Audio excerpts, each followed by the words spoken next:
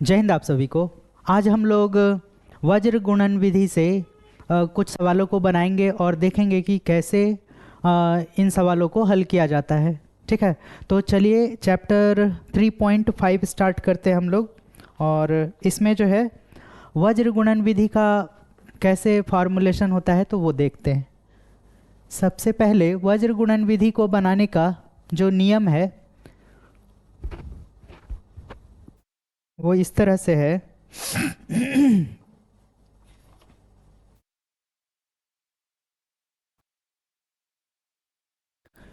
सबसे पहले क्या करते हैं तो दो रैखिक समीकरण ले लेते हैं। a1x plus b1y plus c1 is equal to 0। ठीक है ना, ये हो गया हमारे लिए इक्वेशन 1। और दूसरा इक्वेशन हम लोग ले लेते हैं a2x plus b2y plus c2 is equal to 0, और ये हो गया हमारे लिए इक्वेशन 2। ठीक है, तो इससे जो फॉर्मूला बनेगा कुछ इस तरह से, क्या करेंगे x, ये जो है x y और 1, x y और 1 को कुछ इस तरह से लिख लेंगे। ठीक है ना, और क्या करेंगे कि ये जो है a1 और a2 इसको ढक लेंगे तो क्या दिख रहा है b1, इसका जो है कॉफिशिएंट y और y का कॉफिशिएंट को देखेंगे और c का जो रहेगा वो वैल्यू। ठीक है ना, तो ये कुछ इस तरह से बनेगा जैसे कि b1 c1 b1 b2, कैसे लिखेंगे b1 b2, और यहाँ पर है c1 और ये हो जाएगा c2।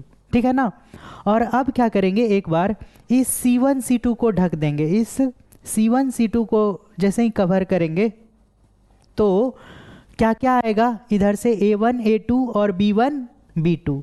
तो इसको इस तरह से लिखेंगे a1 और यहाँ लिख दें b1, और इसके नीचे जो लिखेंगे क्या लिखेंगे a2 और फिर यहाँ पर b2। ठीक है, अब देखिए इसका क्या करेंगे कि फिर से इस x को इस तरह से लिख लेते हैं।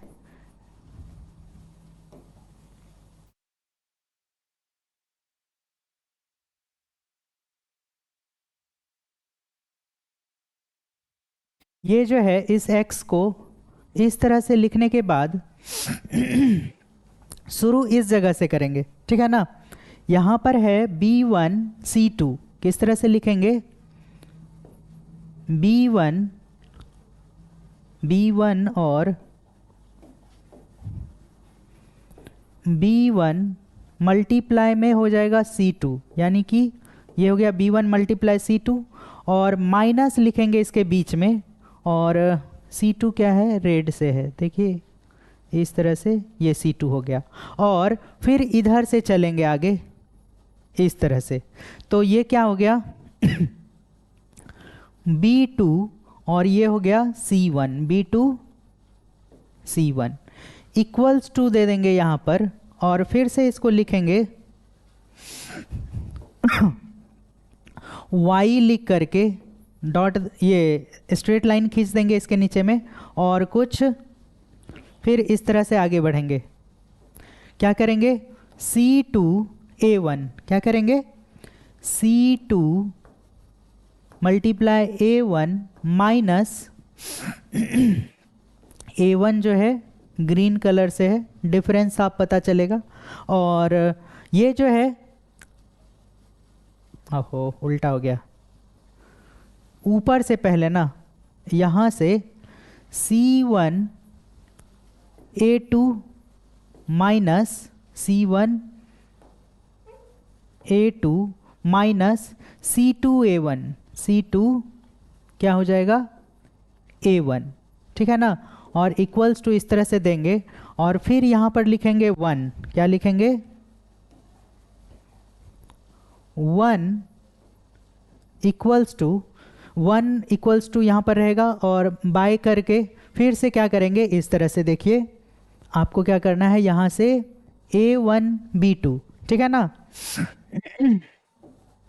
तो लिखते हैं A1 जो है ग्रीन कलर से है और B2 किस तरह से है, रेड कलर से। तो ये हो गया B2 माइनस, फिर यहाँ से चलेंगे A2B1, क्या करेंगे A2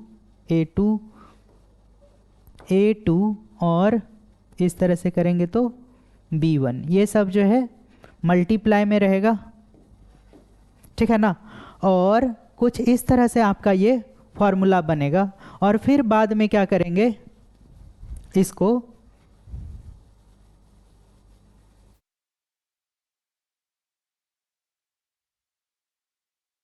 देखिए, फिर क्या करेंगे एक बार जो है,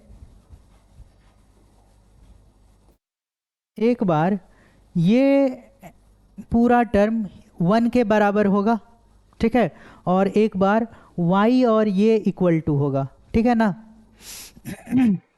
कुछ इस तरह से कर लेंगे।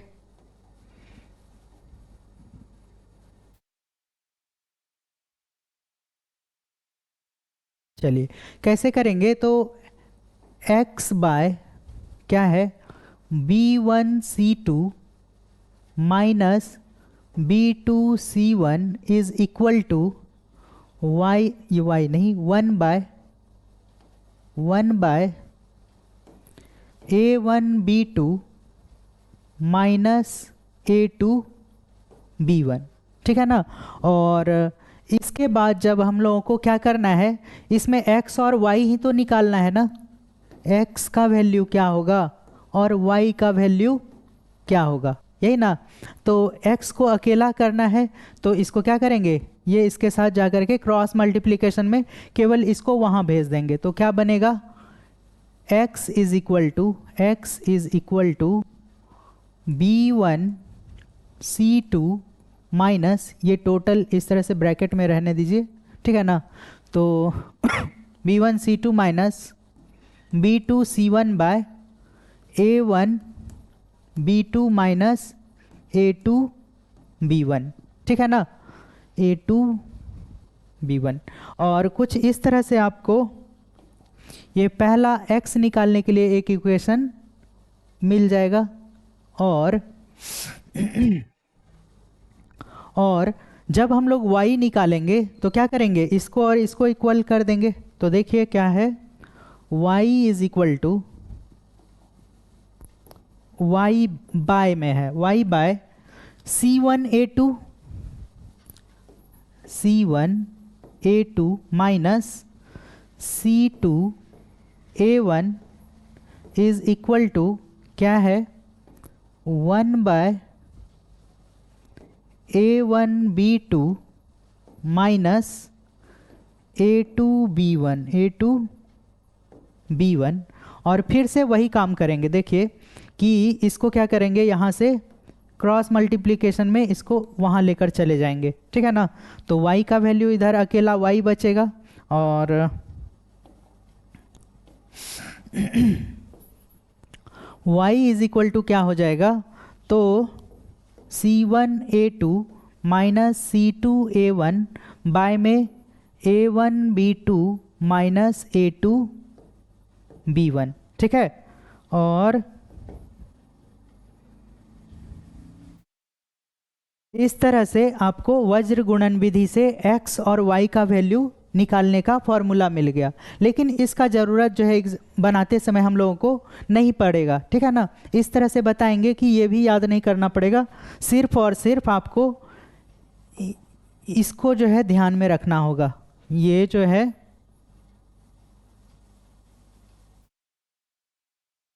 केवल इस फॉर्मूले को आपको ध्यान में रख करके क्या करना है, तो पूरे का पूरे चैप्टर को वज्र गुणन विधि से बना देना है, ठीक है। तो चलिए आगे बढ़ते हैं, और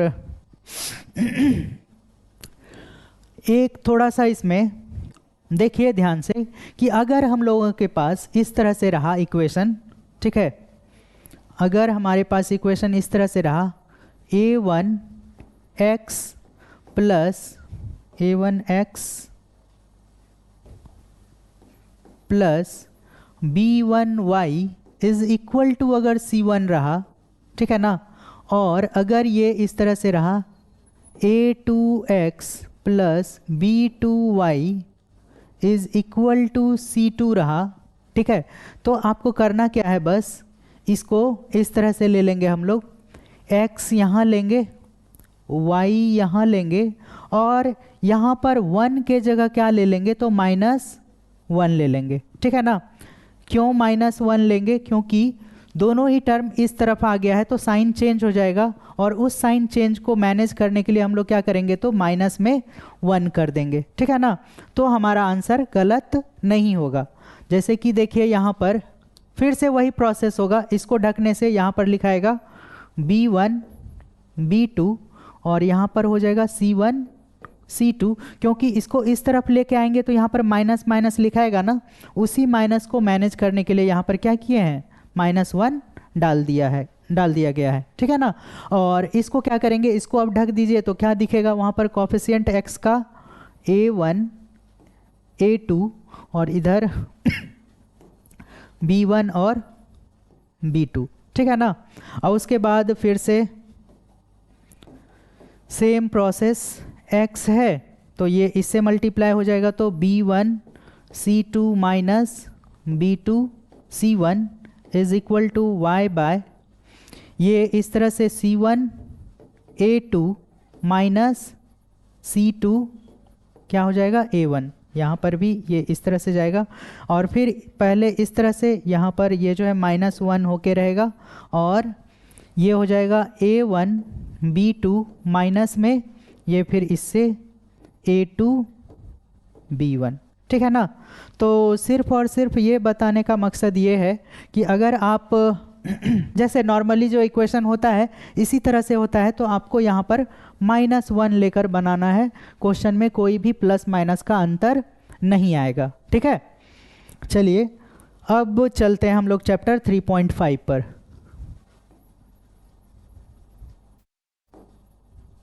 चैप्टर 3.5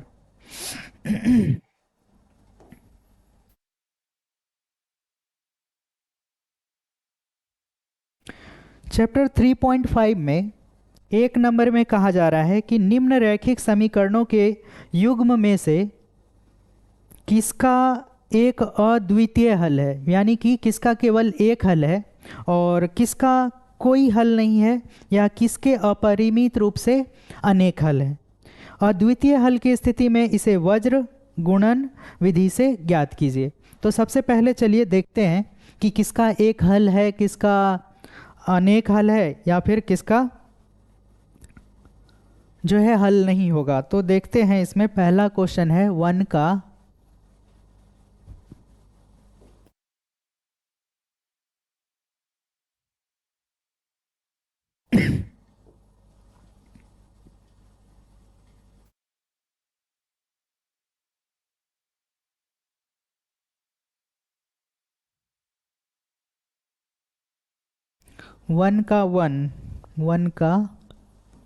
वन देखते हैं क्या है, x minus 3y minus 3 is equal to 0, और फिर है दूसरा 3x minus 9y minus 2 is equal to 0।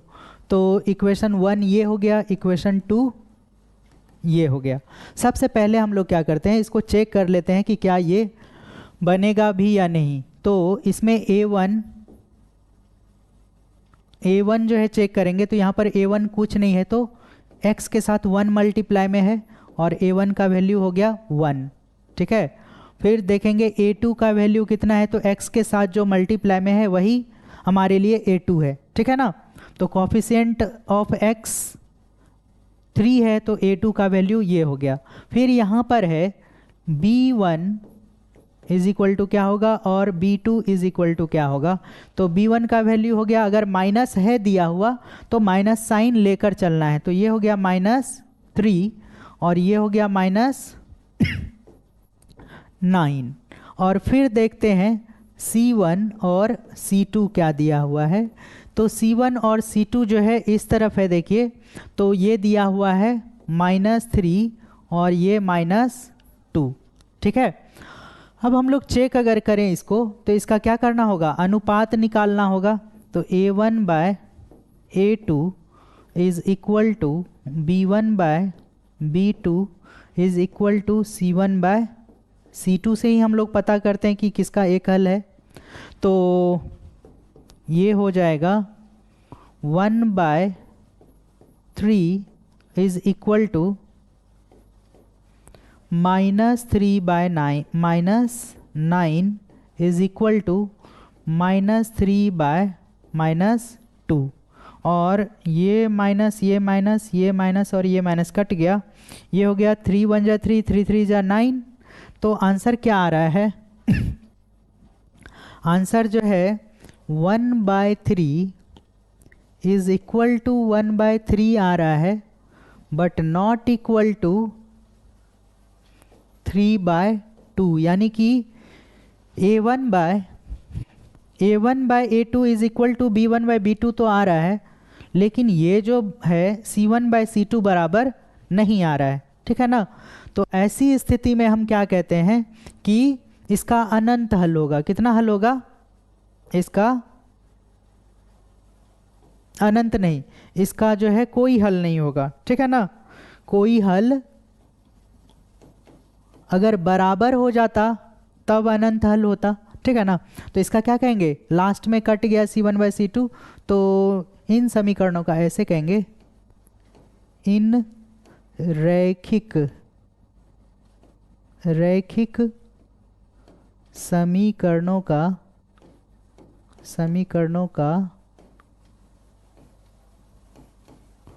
कोई हल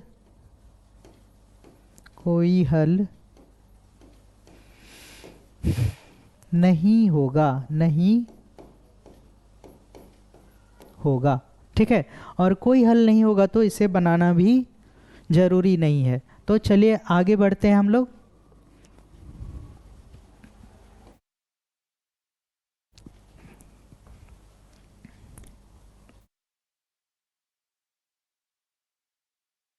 दूसरा क्वेश्चन है कि 2x + y is equal to 5। ये हो गया इक्वेशन 1। और दूसरा है 3x + 2y is equal to 8। ये हो गया इक्वेशन 2। ठीक है, यहाँ से पहले हम लोग चेक करें तो सीधा अब A1/A2 is equal to B1/B2 is equal to C1/C2 से ही चेक कर लेते हैं। और ये जो है रखने के लिए समझ में पहले से आ ही गया है। तो ये हो गया 2/3 is equal to 1/2 is equal to 5/8। क्या कोई आपस में बराबर है, कोई भी बराबर नहीं है।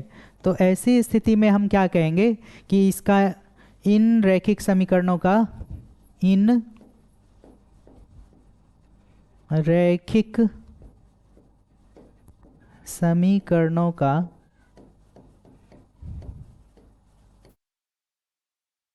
एक हल है,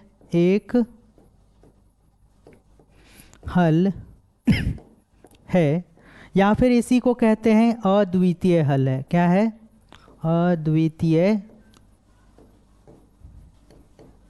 हल है। ठीक है ना, तो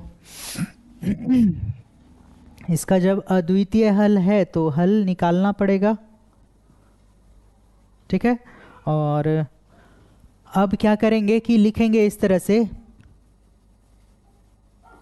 x y, और क्योंकि C1 C2 इक्वल टू के इस साइड है तो क्या करेंगे, इसमें -1 ले लेंगे। क्या करेंगे, -1 ले लेंगे। ठीक है, और अब क्या कीजिए, इसको ढकिए y के साथ कुछ नहीं है तो यहाँ पर 1 है। क्या है? यहाँ पर 1 है। ठीक है, तो इस तरह से अब लिखते हैं। ये हो गया हमारे लिए 2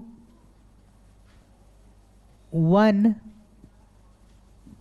2, ये 2 नहीं, पहले तो x को ढकेंगे ना, पहले ये इसको ढकेंगे तो 1 और 5 है। पहले क्या है? 1 और 1 है, यहाँ 5 है।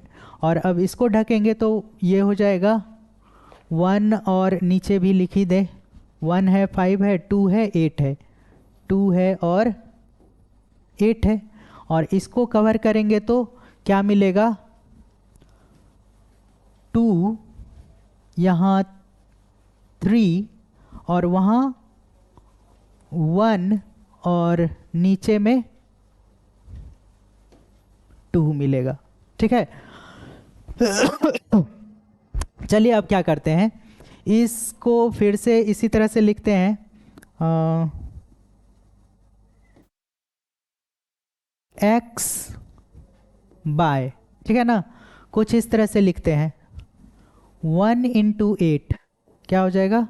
1 इंटू 8 माइनस ये हो जाएगा 2 इंटू 5।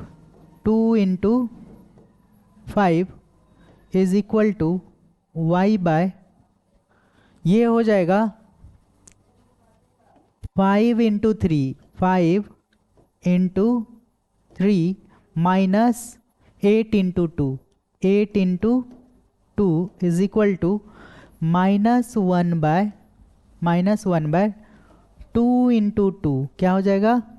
2 इंटू 2 माइनस ये हो जाएगा 3 इंटू 1, 3 इंटू में 1। और ये कुछ इस तरह से वैल्यू आएगा हम लोगों का, x by 8 minus 10 is equal to y by 15 minus 16 is equal to ये हो जाएगा -1 बाय 4 माइनस 3। यही होगा। अब चलिए इसको क्या करेंगे, x बाय 8, 10 में से 8 गया तो -2 is equal to y by, यहाँ पर आएगा माइनस में 1 और इस जगह पर क्या आएगा? -1 बाय 1। क्यों? क्योंकि 4 में से 3 जाएगा तो 1 बचेगा। ठीक है, और अब क्या करेंगे,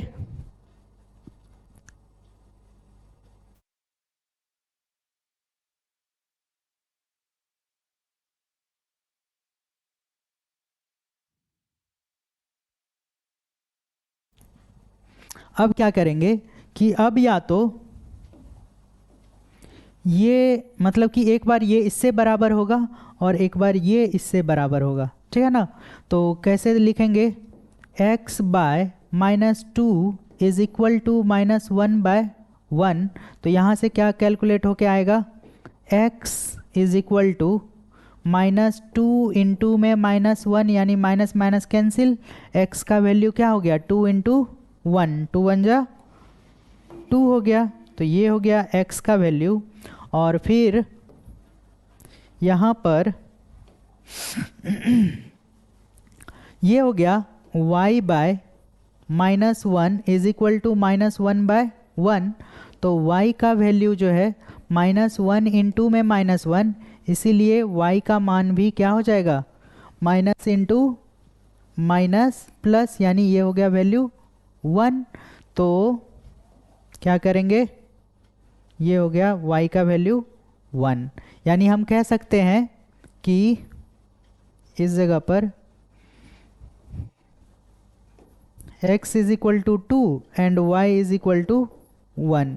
किस विधि से है आंसर ये? तो वज्र गुणन विधि से आपका ये आंसर है। चलिए देखिए इसको, आंसर देखें। 2 और 1 है भी। चलिए अब आगे बढ़ते हैं।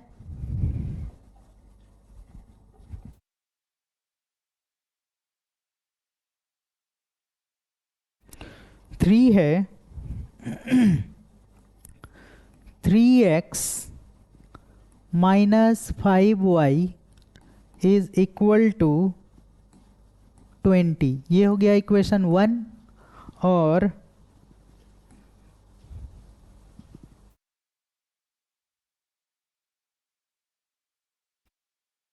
सिक्स एक्स माइनस में 10y इज इक्वल टू है 40। ये हो गया इक्वेशन 2। चेक कर लेते हैं हल है भी या नहीं इसका। तो क्या लिखेंगे, a1 by a2 is equal to b1 by b2 is equal to c1 by c2। और ये हो गया 3 by 6 is equal to minus 5 by 10 is equal to 20 by 40। तो ऐसी स्थिति में 3 1 जा 3, 3 2 जा 6, माइनस माइनस कैंसिल, 5 1 जा 5, 5 2 जा 10 और 20 1 जा 20, 20 2 जा 40। ठीक है ना। तो ये हो गया 1/2 is equal to 1/2 is equal to 1/2। और इसका हम क्या कहेंगे, सब का सब आपस में बराबर हो गया ना। तो दोनों ही इक्वेशन अगर आपस में बराबर है तो इसका अनंत हल होगा। क्या कहेंगे, दोनों रैखिक समीकरणों का, दोनों रैखिक समीकरणों का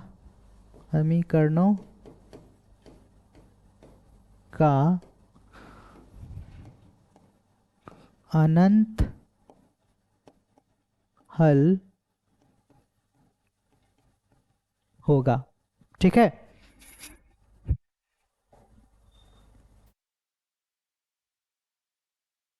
चलिए अब आगे बढ़ते हैं।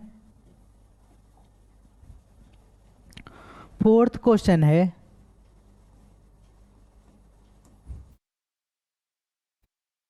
x minus 3y minus 7 is equal to 0। Equation 1 हो गया। और ये है 3x minus 3y minus 15 is equal to 0। ये हो गया इक्वेशन 2। ठीक है। यहाँ कुछ नहीं है तो इसके साथ 1 मल्टीप्लाई है। और अब हम लोग क्या करते हैं, चेक करते हैं इसका हल है कि नहीं। तो ये हो गया 1/a2 is equal to b1/b2 is equal to c1/c2। तो यहाँ से ये हो गया 1/3 minus 3/-3 is equal to minus 7/-15। 3 1 जा 3 और वो तो कट ही नहीं रहा है, ये हो गया। तो यहाँ पर कोई भी आपस में तो बराबर नहीं है। जैसे क्या दिया हुआ है, 1/3 is equal to 1/1 is equal to 7/15। कोई भी आपस में बराबर नहीं दिख रहा है, इक्वल नहीं दिख रहा है। तो क्या करेंगे, इसको इस तरह से काट देंगे और कहेंगे इनका अद्वितीय हल है, अद्वितीय हल है। यानी कि इसका एक हल है। ठीक है ना। और इस एक हल को हम लोगों को निकालना पड़ेगा। तो निकालने के लिए आगे बढ़ते हैं।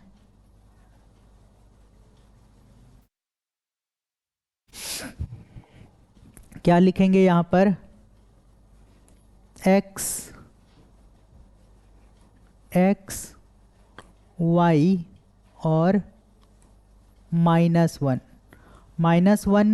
नहीं, ये जो है c1 c2 इक्वल टू के इस साइड है ना, तो -1 नहीं होगा। ये जो है +1 ही रहेगा। अब क्या करते हैं, इसको ढकेंगे। तो यहाँ दिख रहा है -3 -3 और यहाँ पर -7, यहाँ पर -15 -7 और जब इसको ढकेंगे तो वहाँ पर 1 3 और -3 -3 1 3, यहाँ पर -3 और यहाँ पर 3 दिख रहा है। ठीक है, अब क्या करेंगे, इसको इस तरह से लिखेंगे x बाय, इसको इससे मल्टीप्लाई करेंगे तो क्या होगा, -3 मल्टीप्लाई -15, ये फॉर्मूला से माइनस, ये फॉर्मूला से माइनस, और ये हो जाएगा -3 इंटू में -7। ठीक है, इस तरह से रह जाएगा। और यहाँ पर लिखेंगे y बाय -7 इंटू 3, -7 इंटू में 3, ये फार्मूला से है माइनस, और यहाँ लिखेंगे -15 इंटू में 1 इज इक्वल टू क्या हो जाएगा, 1 बाय 1 इंटू -3, 1 इंटू में -3, ये फॉर्मूला से माइनस है, और ये हो जाएगा 3 इंटू में, यहाँ पर भी माइनस है, यहाँ पर भी माइनस है, ये हो जाएगा 3 इंटू -3, कुछ इस तरह से हो जाएगा। ठीक है, और कैलकुलेशन अब करते हैं, तो इस तरह से आगे बढ़ना होगा, x बाय, ये माइनस कैंसिल, ये माइनस कैंसिल, ये माइनस कैंसिल, ये माइनस और ये माइनस कैंसिल। ठीक है, तो हमारे पास आ रहा है 15 3 जा 45 -3 7 जा 21 is equal to y by minus में 21 माइनस 15 1 जा 15 is equal to 1 by -3 plus 3 3 जा 9। ठीक है, और यहाँ क्या आएगा, x बाय 5 में से 1 गया तो 4, और ये हो गया 4 में से 2 गया तो 2 is equal to y by minus, दोनों ही माइनस में है, नहीं ये तो प्लस में है ना। ठीक है, तो यहाँ पर प्लस हो गया था, तो ये प्लस में है, और यहाँ पर बच गया माइनस में 6, क्योंकि 15 माइनस 21 है तो माइनस में 6 बचा, और ये क्या बन जाएगा 1 बाय 6, क्योंकि 9 में से 3 घट रहा है ना, तो ये हो जाएगा प्लस में 6। ठीक है, और अब क्या करें, मिनिमाइज करना होगा,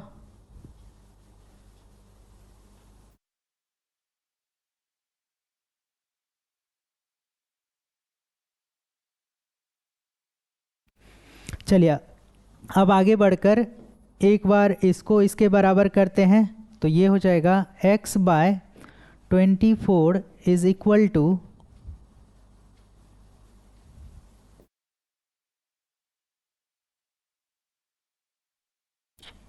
ये हो गया 1 बाय 6, और ये 24 वहाँ जाएगा, x is equal to cross multiplication में 24 ऊपर भेज देते हैं, x अकेला हो गया, 6 4 जा 24, इसलिए x का वैल्यू क्या हो गया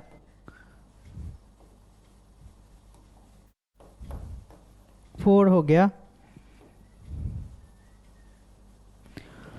और एक बार जो है ये इसके बराबर में होगा,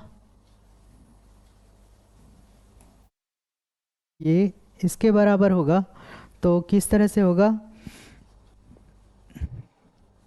y by -6 is equal to 1 by 6, और y इज इक्वल टू -6 ऊपर जाएगा ना।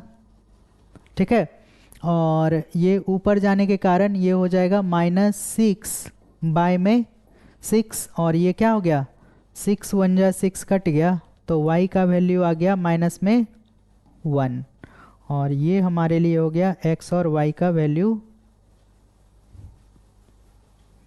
और इसी को कर देंगे आंसर एक जगह लिख करके।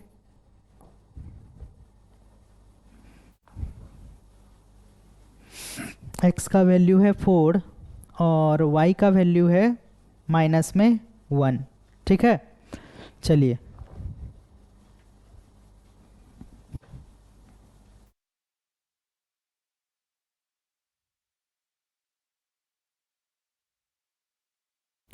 अब है क्वेश्चन नंबर 2। क्या कह रहा है कि a और b के मानों के लिए a और b के मानों के लिए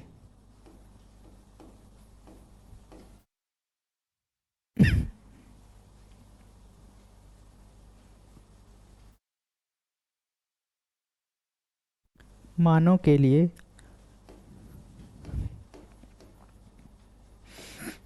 रैखिक समीकरणों का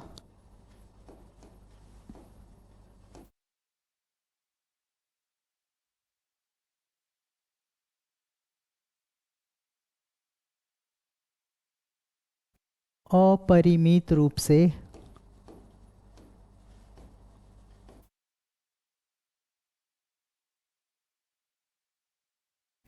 अनेक हल होंगे, अनेक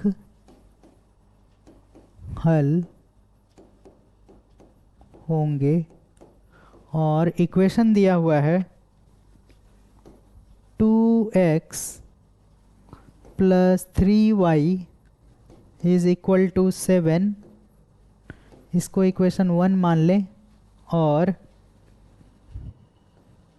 a - bx + a + by is equal to 3a + b - 2। ये हो गया इक्वेशन 2। ठीक है, तो इसको हल करने के लिए हम लोग क्या करना है, हम लोगों को क्या करना है, a और b का वैल्यू ऐसा निकालिए कि ये अपरिमित रूप से अनेक हल हो। अपरिमित रूप से क्या हो, अनेक हल हो, ये कहा जा रहा है इसमें। तो कंडीशन हम लोग क्या जानते हैं, सॉल्यूशन क्या लिखेंगे, अपरिमित रूप से अनेक हल की शर्त क्या है,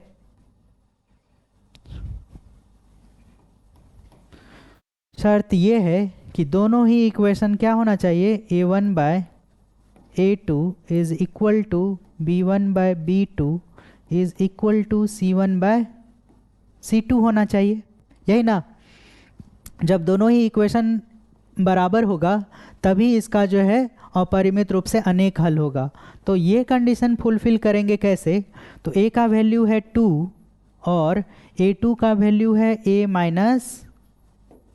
b इज इक्वल टू, क्या देख रहे हैं, b का वैल्यू है 3 और b2 का वैल्यू है a + b, और यहाँ पर है 7/c1 है 7 और c2 है 3a + b माइनस में 2। ठीक है, तो ये कंडीशन है, और इससे हम लोग क्या करेंगे, तो आगे बढ़ेंगे बनाने के लिए। तो सबसे पहले क्या करेंगे,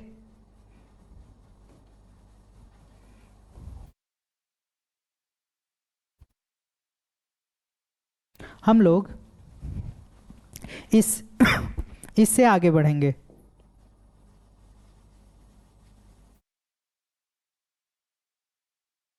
इस तरह से कि क्या दिया हुआ है,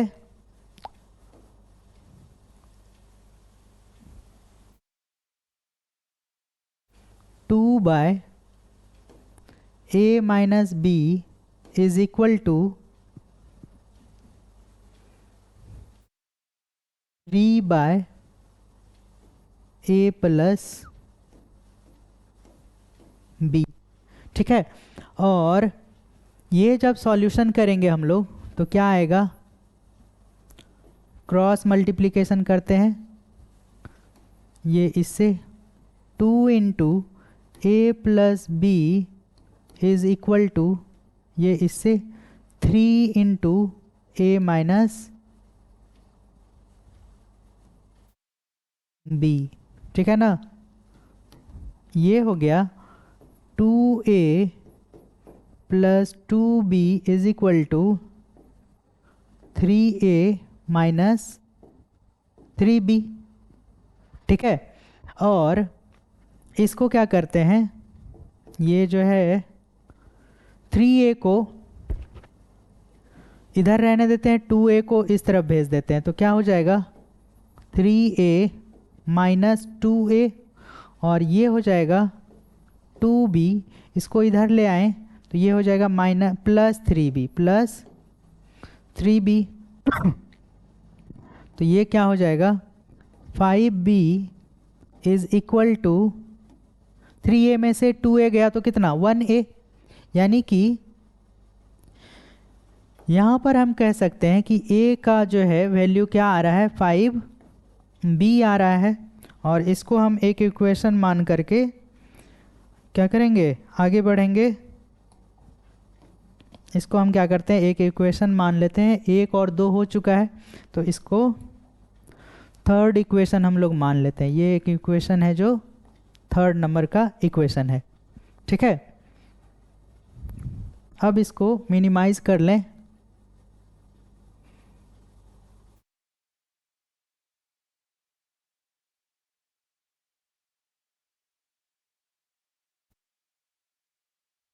चलिए,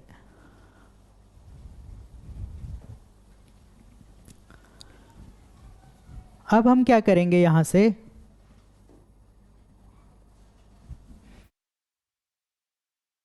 ये इस तरह से रहा, और अब आगे बढ़ रहे हैं यहाँ पर, तो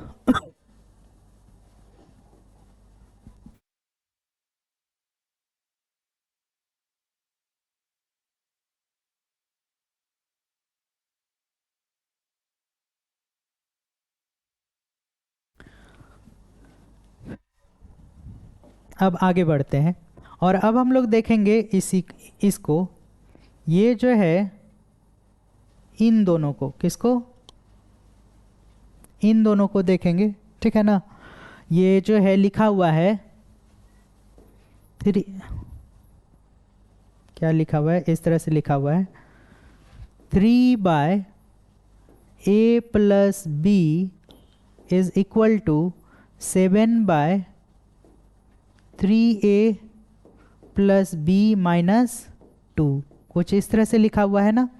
और अब इसी को सॉल्व करेंगे हम लोग, तो क्या होगा, ये जो है 7, पहले जो है बड़ा जो है उसी को मल्टीप्लाई कर देते हैं, तो क्या हो जाएगा 7a plus B is equal to, फिर इससे इसको करेंगे, ज़्यादा यही आ रहा है ना, तो इसी तरह से करते हैं, 3 3 जा 9 हो जाएगा, तो ये हो जाएगा 3 into 3a plus B minus 2 is equal to 7 into A plus B.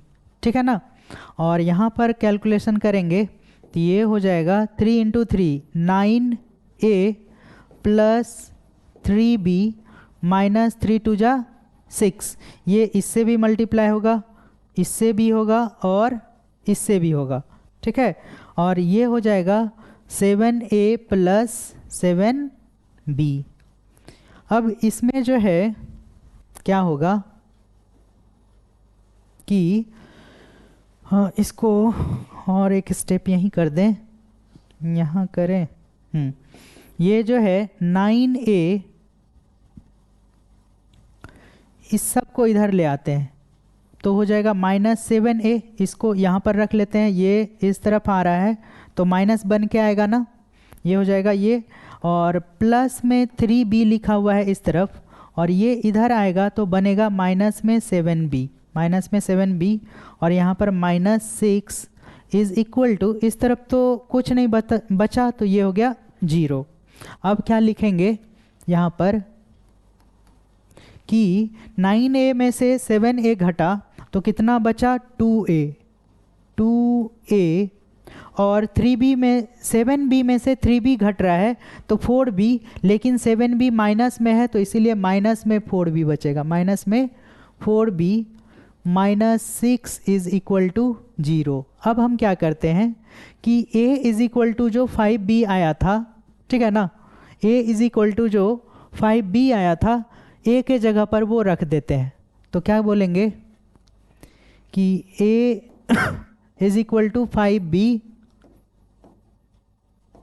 रखने पर, ठीक है।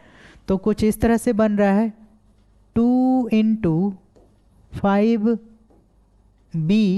2 into 5b minus 4b minus 6 is equal to 0।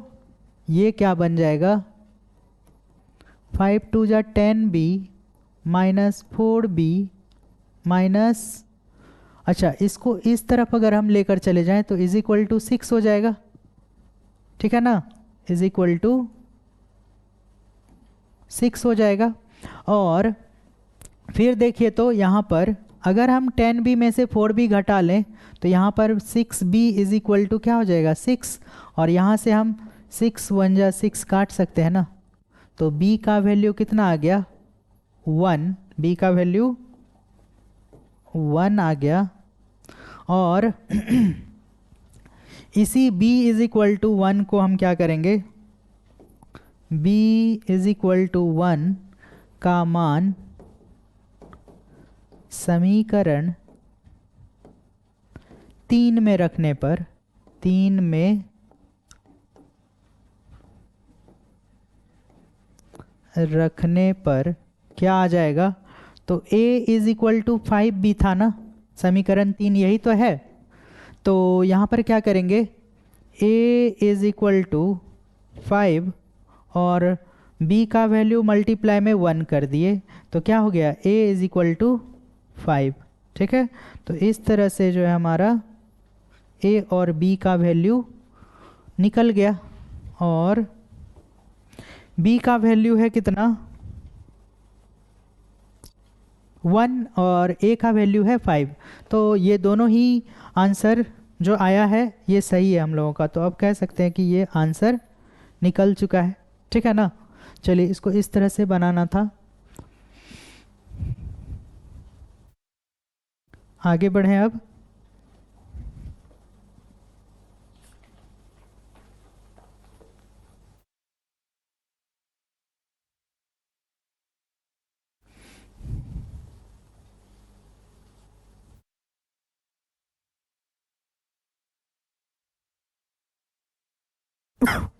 Second question है के किस मान के लिए, के किस मान के लिए, मान के लिए युग्म का कोई हल नहीं है, युग्म का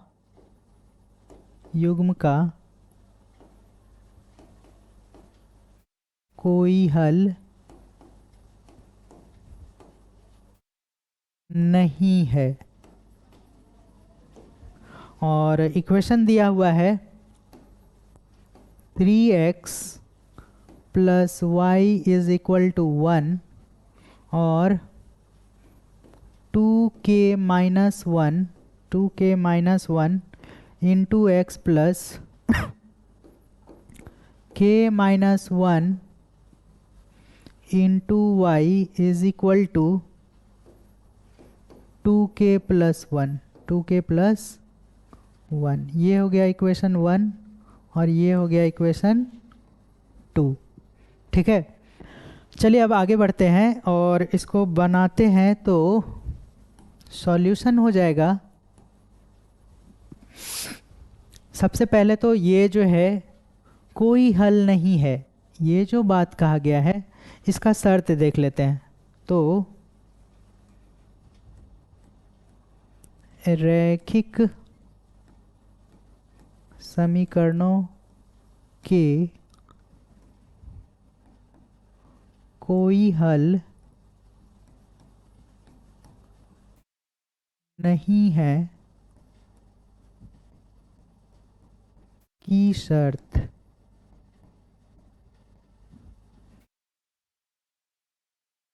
क्या है? कोई हल अगर नहीं होगा तो वो जो है क्या होगा, समानांतर होगा। और a1/a2 is equal to b1/b2 is not equal to c1/c2 हो तो दोनों ही रेखाएं कैसी होती हैं, समानांतर होती हैं। और जब वो मिलेगा ही नहीं कहीं तो उसका कोई हल x और y का निकलेगा नहीं। तो ये शर्त है। हम लोग आगे बढ़ते हैं। सबसे पहले है a का वैल्यू है 3a1 और a2 का वैल्यू है 2k माइनस में 1 इज इक्वल टू, यहाँ पर कुछ नहीं है तो 1 है, तो b1 का वैल्यू हो गया 1 और b2 का वैल्यू हो गया k माइनस में 1 is not equal to 1/2k plus में 1। तो सबसे पहले जो है k का वैल्यू क्या आएगा इससे करके देखते हैं, ठीक है ना, कि क्या आता है। k का वैल्यू जो होगा वो रखने पर इसका समीकरण का हल नहीं निकलेगा, ठीक है ना। तो दिया हुआ है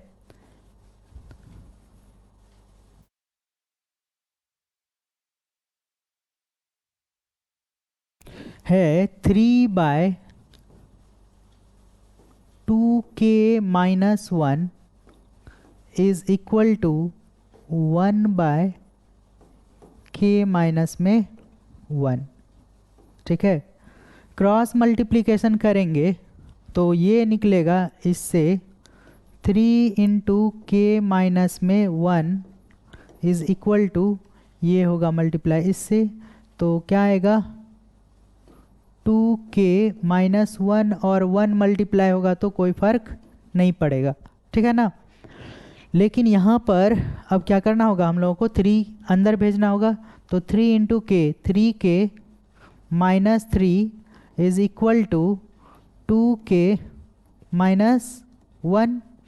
अब क्या करते हैं, 3k के पास इसको ले आते हैं, 3k ये इधर प्लस में है, इधर आएगा तो माइनस 2k हो जाएगा इज इक्वल टू माइनस 1 इधर पहले से है और इस 3 को उस तरफ लेकर जाएंगे तो ये बन जाएगा +3, ठीक है ना। तो इधर माइनस में है, उस तरफ गया तो प्लस में बन गया। अब क्या करेंगे कि यहाँ से 3k में से 2k गया तो 1k यानी k लिखेंगे और 3 में से -1 घटाएंगे तो 2, यानी कि जैसे ही हम लोग क्या करेंगे k का वैल्यू इसमें 2 रखेंगे, ठीक है ना, तो वो जो समीकरण बनेगा दो रैखिक समीकरण उसका कोई हल नहीं होगा। तो k के मान 2 के लिए कोई हल नहीं होगा, k के मान 2 के लिए इस समीकरण का कोई हल नहीं होगा, ठीक है। तो चलिए देखते हैं इसका आंसर क्या है।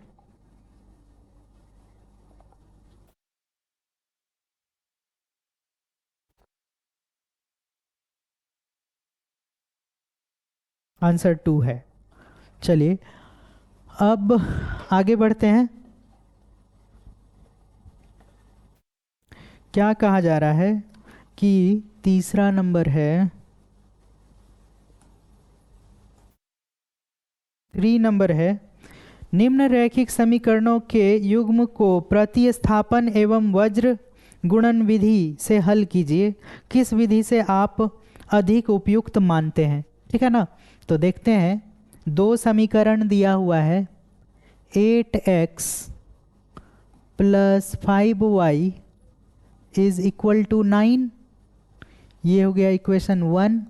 और 3x plus 2y is equal to दिया हुआ है 4, ये हो गया इक्वेशन 2। ठीक है ना। अब हम लोग इसको क्या करते हैं, पहले प्रतिस्थापन विधि से हल करते हैं। पहले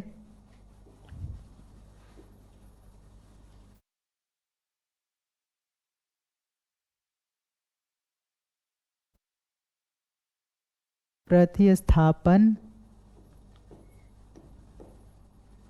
विधि से हल। ठीक है, तो पहला समीकरण है 8x plus 5y is equal to 9। क्या करेंगे,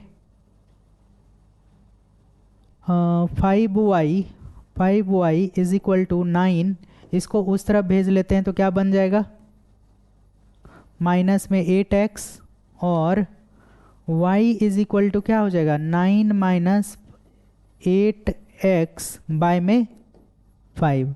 ठीक है, और इस वैल्यू को हम लोग क्या करेंगे, इक्वेशन 2 में प्रतिस्थापित करेंगे। इसको समीकरण 3 मान लेते हैं। ठीक है ना, समीकरण 3 मानकर इसको हल करते हैं तो क्या लिखेंगे यहाँ पर, समीकरण 3 से y का मान समीकरण 2 में प्रतिस्थापित करने पर आगे बढ़ें।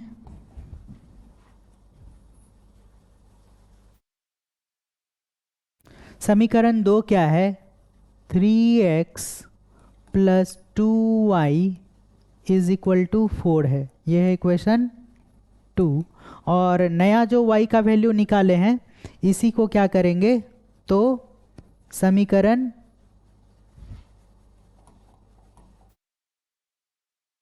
समीकरण 2 में रखेंगे। तो ये क्या है, 3x प्लस 2 इंटू वाई का जो वैल्यू है 9 माइनस 8x बाय में 5 इज इक्वल टू 4 ये है। अब हम लोग हल करते हैं, क्या होगा, 3x प्लस 2 9 जा 18 बाय 5 माइनस 2 9 जा 18 बाय 5 तो रहेगा ही, 2 ऊपर मल्टीप्लाई होगा, 8 2 जा 16x, ये इस तरह से है, इज इक्वल टू 4। ठीक है, और अब ये क्या हो जाएगा, 3x प्लस 18 बाय 5, ये जो है 5 दोनों के लिए है ना, तो इसको अलग अलग कर दे अगर हम, ये हो जाएगा minus 16x by 5 is equal to 4। ठीक है,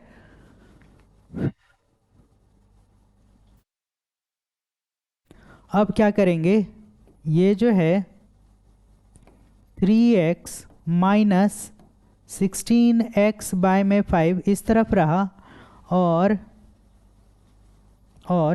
ये 4 बाय 1 जो है इसको क्या करेंगे, उस तरफ भेज देंगे, तो ये इधर प्लस में है ना, उस तरफ जाते ही माइनस में बन जाएगा 18 बाय 5।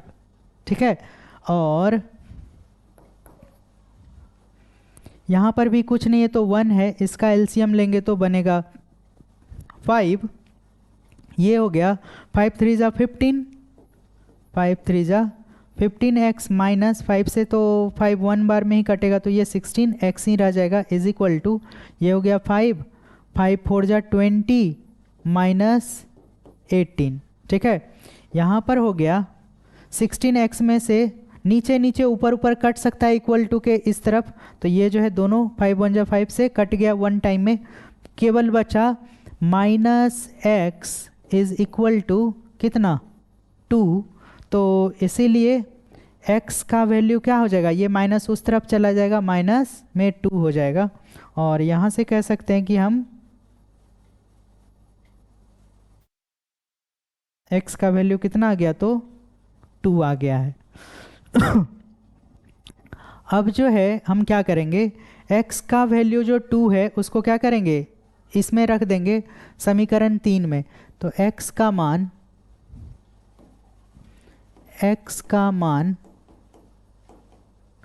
समीकरण 3 में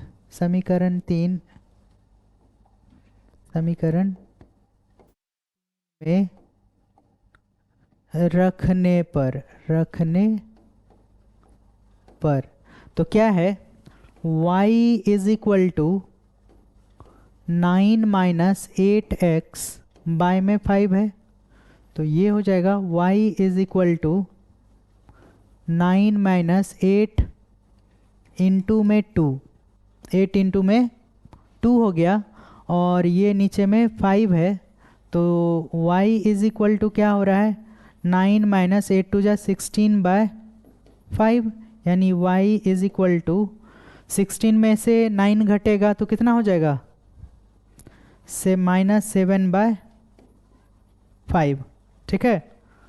और